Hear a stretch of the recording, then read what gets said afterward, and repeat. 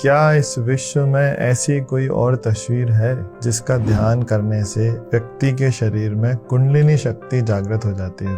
क्या इस विश्व में ऐसे कोई और गुरु हैं कि जिनकी कृपा से कुंडलिनी शक्ति जागृत होके तत्काल व्यक्ति जो है वो ध्यान की अवस्था में उसको स्वतः अर्थात ऑटोमेटिक योग प्रारंभ हो जाए? कहने का अर्थ ये है कि व्यक्ति तो बस आंख बंद करके गुरुदेव का ध्यान करता है, भगवान गुरुदेव के दिए हुए मंत्र का जप करता है, क्लीं कृष्ण क्लीं, क्लीं कृष्ण क्लीं, और इतना करने मात्र से उस 15 मिनट्स के मेडिटेशन के दौरान उसके शरीर में स्थित कुंडलिनी शक्ति उसको ऑटोमेटिक अर्थात स्वतः योग करवाने लगती है। स्वतः होने वाले इस योग में जिन आसनों की चर्चा योग में की जाती है उन आसनों की संख्या अधिक से अधिक कुछ 100 हो सकती है, लेकिन 84 लाख प्रकार के आसन कुंडलिनी शक्ति द्वारा व्यक्ति को जैसी जरूरत है उन आसनों में से वो आसन उस व्यक्ति के लिए जो व्यक्ति विशिष्ट है, जिससे उस व्यक्ति विशेष के रोग समाप्त हो जाएं,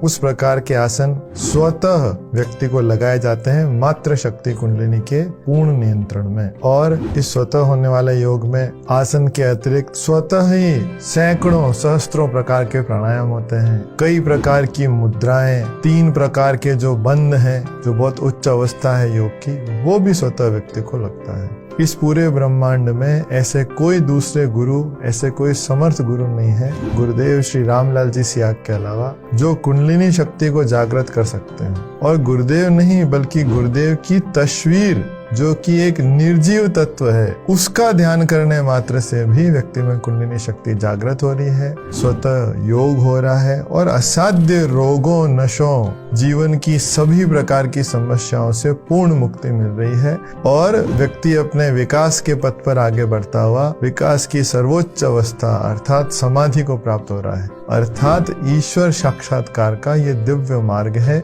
जिसे समर्थ सद्गुरुदेव श्री रामलाल जी सियाग ने प्रकट कर दिया है। उनके गुरु बाबा श्री गंगाई नाथ जी योगी जो साक्षात शिव अवतार हैं, वो नाथ संप्रदाय से संबंधित है। कहा जाता है कि भारत में जो शक्ति नाथ योगियों के पास थी वो अतुलनीय थी, अनुपम थी और उसकी तुलना नहीं की जा सकती किसी और मत के साथ। साक्षात भगवान शंकर से चलने वाले इस नाथ संप्रदाय में 12 भागों में से 11 भाग शिव उपासक हैं, 1 भाग शक्ति को बचता है जिन्हें आई पंथी कहा जाता है। उसी आई पंथ से संबंधित बाबा श्री गंगाई नाथ जी महाराज बीकानेर के आगे जामसर में विराजते थे और उन्होंने ही गुरुदेव को ये कुंडलिनी जागृत करने की सामर्थ्य जिसे शक्तिपात कहा जाता है वो गुरुदेव को जो है प्रकट कर दी, गुरुदेव को उन्होंने जो है दे दी। तो इस प्रकार एक सन्यासी नाथ योगी और एक गृहस्थी जो कृष्ण भक्त थे, राधा कृष्ण के उपासक थे, उनके द्वारा ये विश्व कल्याण का एक नया आध्यात्मिक आंदोलन जो है वो प्रारंभ हो गया है। आप लोग यदि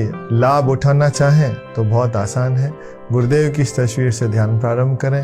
YouTube पर गुरुदेव का मंत्र उपलब्ध है, क्लीं कृष्ण क्लीं। उस मंत्र को सुन के उसका जप शुरू करें।